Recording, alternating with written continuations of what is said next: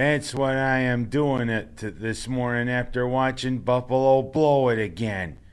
You know what?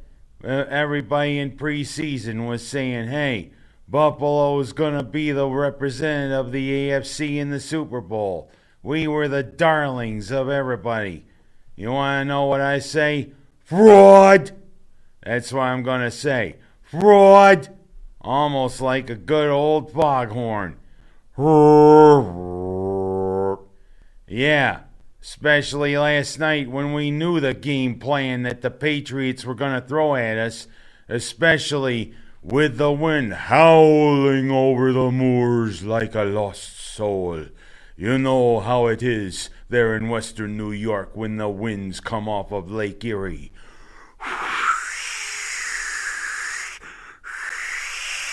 Ho, ho, ho! All right, so maybe it's the wrong holiday. It sounds more like Halloween, but we're on the way to Christmas. But boy, Buffalo was in a giving mood, weren't they? Yeah, we knew New England was going to run at us, yet we still gave up over 220 yards on the ground. Of course, that long 64-yard run kind of skews the statistics a little bit, but you know what? How can you let a team that only throws 3 passes, 3 passes, and you still let them beat us? Simple. But you can't stop the run. It's pretty much been shown. And hey, you get someone who last year was the darling of the media for the way he called plays.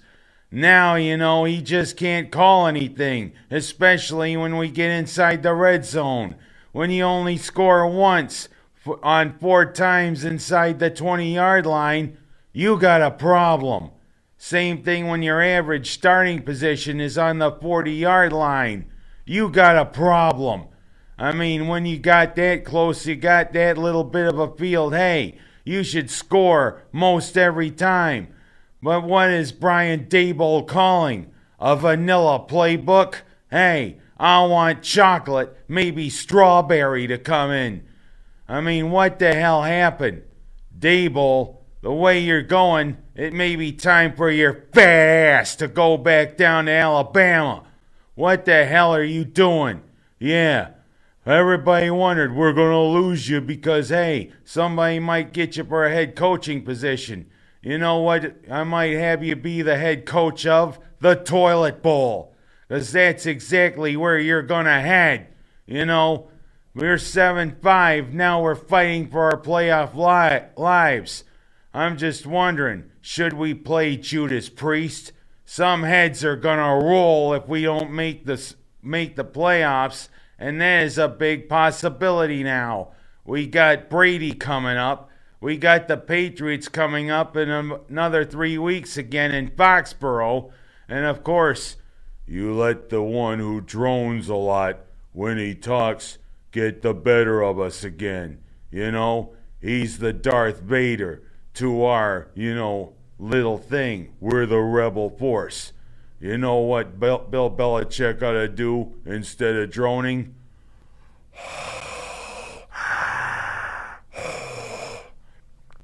Luke, I'm your father. Oh, you ain't our father, you droning idiot. You know what? I wish you'd be like Brady and just get out of our lives.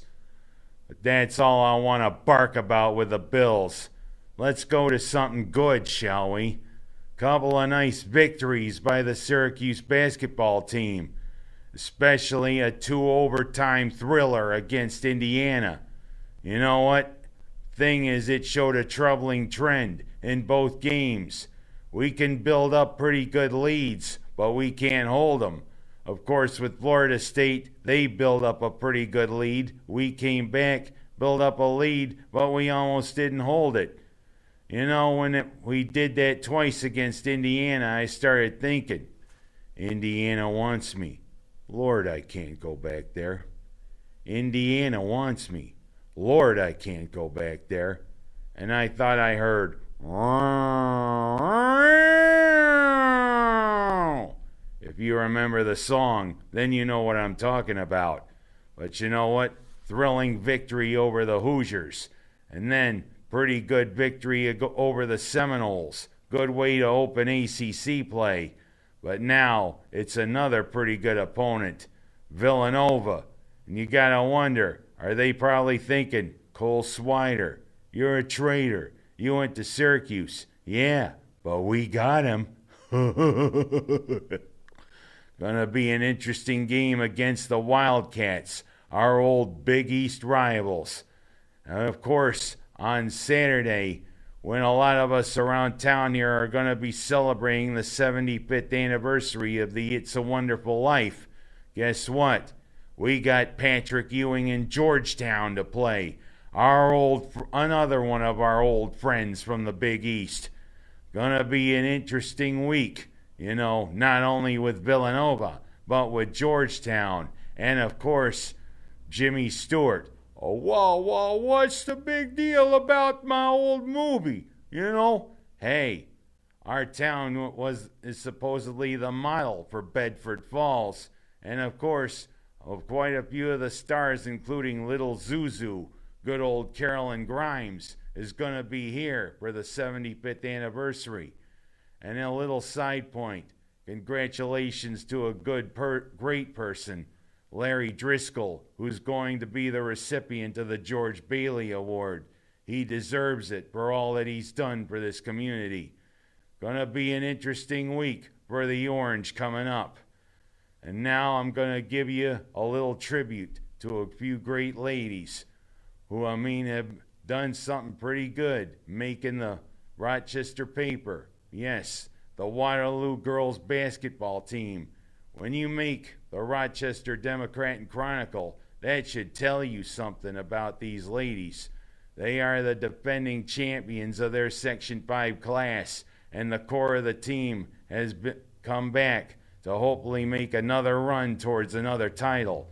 And of course, some nice asides they said about some of the stars of the team. But of course, I'm going to add a few. Shavonna White Principio. Boy, she is a big leader, great person. But you know what? Is it not Vice Principio? You better watch out, because you know what the Vice Principio could do.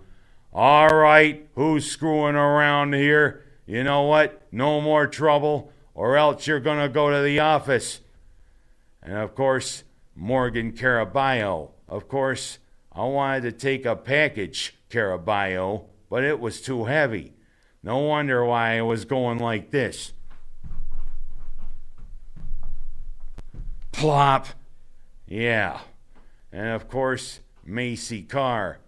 The thing is, there was a misprint there. It said 105. Could it be 10.5? The average amount of points she does? You know what? I once drove a Macy Carr. No wonder why my eyes always watered whenever I got out of it. You better watch that chemical. And last but not least with them, good old Jasmine Lewis, who they say is the sandpaper. But I digress. Of course, you gotta wonder how rough she can be on other players, especially for other teams. Of course, this Jasmine Lewis can play, and I mean like this. Boy,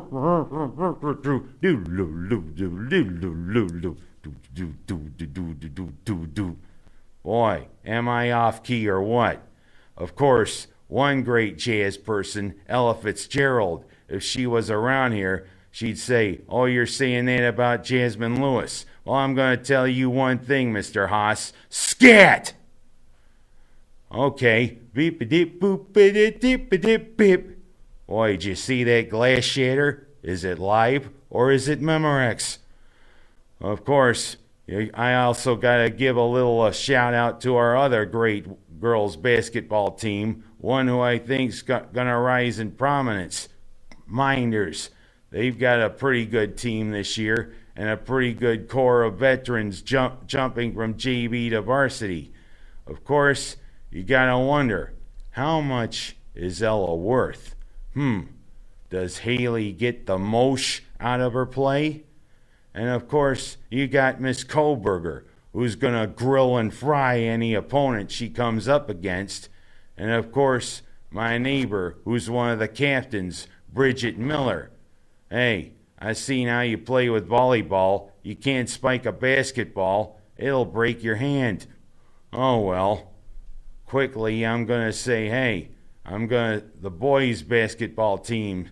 Yeah, Waterloo may be in a rebuilding year, but Mynderse, I think, is gonna have a good year. And I will dedicate this to Mr. Bob Dole, one great senator who we lost this past week, and also dedicate this to the ones of Pearl Harbor. 80 years ago today was the day of infamy. Please remember all of those. And that's my show for this week.